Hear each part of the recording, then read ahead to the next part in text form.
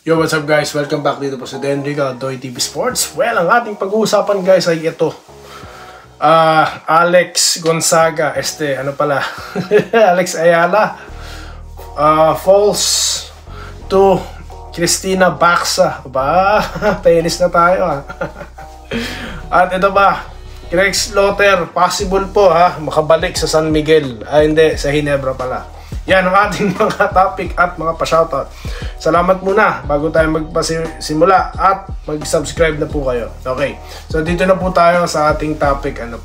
Na si, yun nga po, ang kikiuso tayo, Alex Ayala. Yan po, siya po yung natalo dito kay Cristina Baxa, no? Well, nice try po, no? Para kay Alex, no? Isa sa mga monitor na figura, okay, pagdating po sa tennis. So ano po ibig sabihin niyan?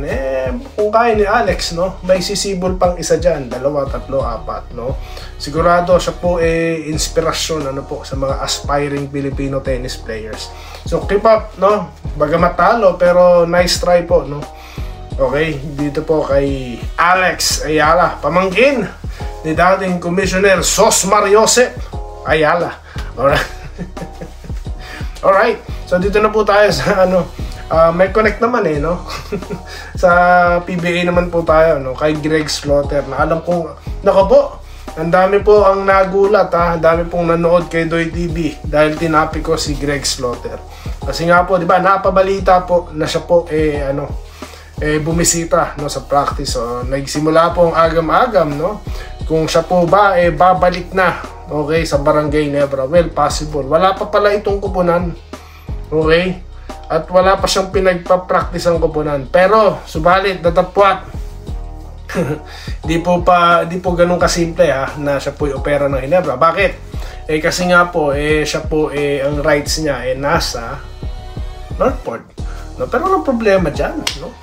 Walang problema dyan. One click lang yan, one call lang. Joke lang Joke lang no? Si si Javi Gopes Deliano si yung napupunta ng Korea pinalit kay The Mist, no? Madali lang yan. Yan po kung magkakaroon, no, ng negosasyon. Okay.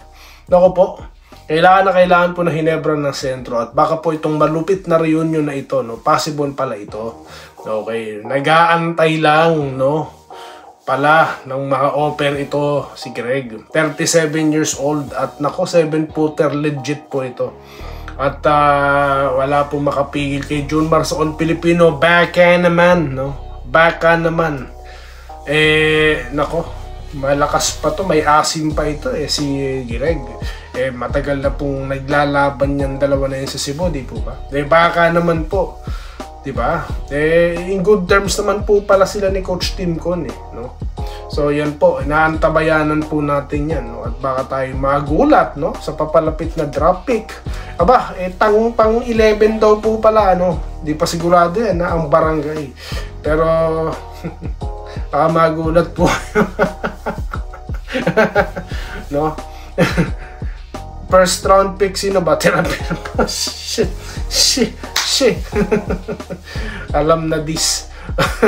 Ewan ko kung anong naiisip nyo. So yan po ang ating mga topic, no? So possible po yan, no? Wala tayong fake news dito. Ang sa atin lang possibility, no, na baka naman itong si Greg Slaughter magkaroon po ng reunion, much awaited reunion po dito kay Coach Tim Con at sa Barangay Ginebra. Ito pa, isa pa pala, no, inaabangan din po ang pagdating na ni Johnny Abarientos, no, para po reunion na naman, no, with Coach Tim Con at kanyang pamangkin na si RJ, no, Abarientos, na alam ko po magiging magiging primary point guard na po ito ng barangay, no. Siguro naman po yan ang mangyayari dyan, no, dahil si LA po tuluyan na pong naging coach, wala na po sa barangay. It's time naman po sa mga kagaya ni Abarientos, no, na kunin na po ang posisyon na yan, okay, na maging primary point guard ng Barangay Ginebra. Alright? So dito na po tayo sa ating mga komento. Ayan, marami pong nagising na Barangay Ginebra fans dito sa ating topic na Greg Slaughter. Alright? Thank you po si Ma'am Minerva Jaba no, sa pagbasa po ng mga comment at pa-shoutout. Keep safe, ganun din po sa inyo ma'am ha. Alright, dito po kay Andres Ladicapter. Nako, welcome back no, welcome back sir. Na nag-good PM si Ma'am Irene Quillas na lagi po yan nanonood. Okay, kay Sir Joseph Pineda na nagpapasalamat sa patuloy na pa-shoutout. Sakto po break time, nanood po ng content ko. Salamat po ha. Okay, ano po bang kinain nyo ngayong break nyo sir? No? No? Dito pag ako'y nagbe-break, natural. Lutong Pinoy. Okay, dito po tayo ha, kay Willie Bardae. Nako, ayan na po, sabi ko sa inyo marami pong marami pong nagbabalik loob na mag-comment dito sa ating channel.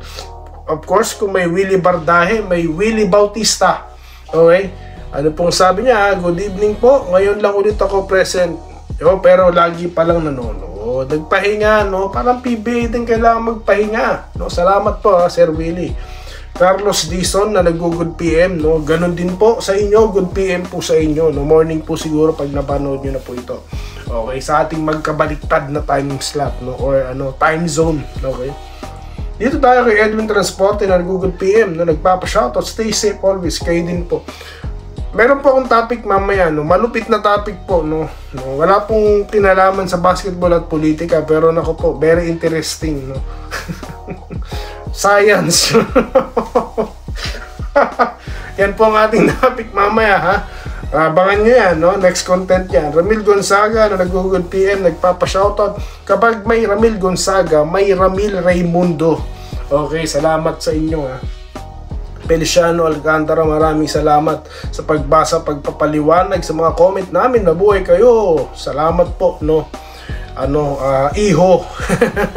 Salamat po sir, kay Feliciano Alcantara. Salamat po. Kuya daw po. Yes, kuya. Tawagin niyo po ako kung kuya. Wala pong problema. No. Pwede rin po manong. Okay, dito tayo kay Roderick Rodriguez. Boss Doy, kailan ba ang PBA drop ngayon? Well, wala pa po tayong wala pa po tayong impormasyon dyan, no? Hayaan nyo po mag-research ako at kung meron po makapanood ngayon, baka pwede nyo na po i-comment dito, no? Sagutin po natin itong ating commenter na si Sir Roderick Rodriguez. Subscriber na rin po siguro, no? Alright, dito tayo kay Andresito Alantaso na yan. Lagi po yan. Perfect attendance po ito si Sir. Na nag-good morning. Posible na balik tandem ang dalawa idol, pero malalaman at abangan na lang natin. Yes, posible po. Kaya po nag-topic tayo dito. Okay? Si Sir Ramil Raimundo yun nandito pala. Okay? Solid Hinebra, nag-good day. Good day din po sa inyo. Bobby Payawal, wala na po tayo sa kasing galing ni CTC. Dami po ibinigay na karangalan sa bansa. Dami lang po talaga talangka na fans. Gusto lagi panalo. Pag natalo, gila si CTC. Salamat sa shoutouts. Yes, welcome po. Of course, kung may Bobby Payawal, may Bobby Kabading, no? Shoutout po sa iyo, sir.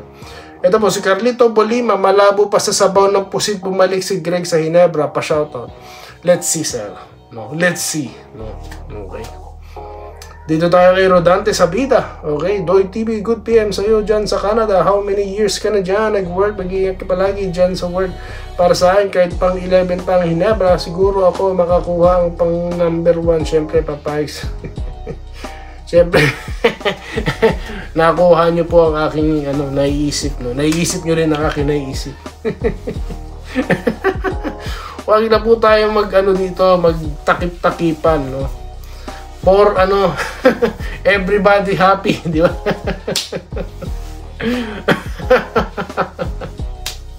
Ay, nako, galit na naman ang haters nito. Buhay na naman kasi yung mga mga kabarangay natin dito, ha? Wenceslao Hapon na nagugud pay Boss Toy. Dati naman niya kasama yung mga taga-barangay na trade lang siya sa Northport, Batampier. Yes, no? Sana naman makabalik daw po si Sir Greg, si Greg, no? Jenkins, nakatulong sa Aguilar, Renato Espinar. Alright. Yes. Archie Makirang, baka may contact sila ni Chua o nag-usap sila ni Team Con kaya nagpunta siya. Baka, no? Baka, no sir? Ito po, Nasyon Mansala Bartolo, patunay na gusto nang bumalik sa Hinebra. Well, Well, sabi nga po nila, di po ba? Sabi nga, may nagtatanong nga daw na anong height mo? Ngayon, ang mga tanungan, babalik ka ba? No, di ba? Kung PBA, no? Siyempre, ano po yan? Retirement plan po yan ng mga hindi, joke lang. And kaya pa, may asim pa, no? 37, bata pa yan, no? Idol, malay natin bumalik sa Ginebra kasi hindi makakapunta si Greg kapag hindi pa sila nagkaayos. Yes. Frederick Reyes. Anong gagawin niya doon? No? Anong trip niya doon? No? Di ba? Anong negosyo niya? Naghatid siya ng nag-Uber siya? No? Nagkataon address ni Tim Cone. Ay! Tim Cone! No? Ang gagawin niya doon, di ba? Rene de Rosales, tama lang bumalik si Slaughter sa Ginebra para may kapalitan si Japet. Yes. Katakot mademanda siguro si Shawnee Wills. Ginamitan ng pinagbabawal na technique. Hindi, maganda po ang negosasyon dyan. Dahil lang ang Converge po, no? Talaga pong gumagasta yan ng maraming pera talaga, no? Pero sa rules sila, ha? Kung ano pong itinakda, okay, sa salary cap, yun na sinusunod nila. Diba? Nanggaling sa nila yun, sa bossing nila yun, diba? Nabasa ko.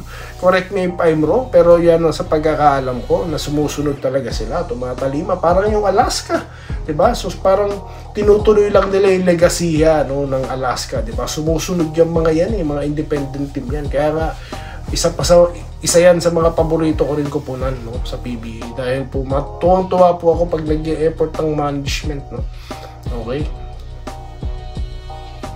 ito po, buhay naman si Greg Sila sa Ginebra, buhay na naman daw po, sabi ni Robert Kayabyab. Ayan, Frederick Reyes, shoutout po. Ito Michael Basilio, wala nang katapat ngayon si John Marley, kaya siya magaling, pero kung kasabay niya si Meng Taulaba, wala naman po talaga siyang wala naman talaga siyang kalaban sa ilalim, lalo na pagka nabangga lang, foul na, di ba?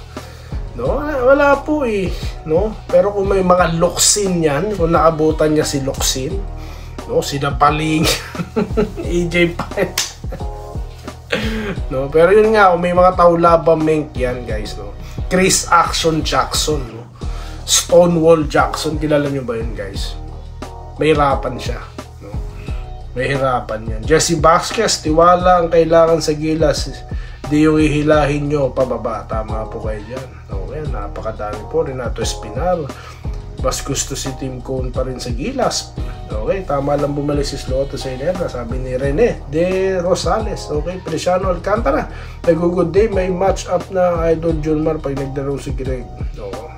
Posible yan. Erin Gillies, Idol sa Basilan maglalaro si Greg Slaughter yata. Ba't po sinabi sa nabasa ko kanina na wala pa raw po? No? Siguro he means PBA, no? PBA team or what? No? Abangan po natin. Good day, Idol Doy. Present po ko nga po. Bumisita nga po si Slaughter sa practice venue ng Ginebra. Nakapirma na nga po siya, Idol. Yun lang, Joseph Pineda. Pero bakit sa nabasa ko kanina? Wala pa daw. Let's see, ha? Okay? So wala po tayo ritong fake news, ha? Ako po yung taga-basa lang, no? Alright?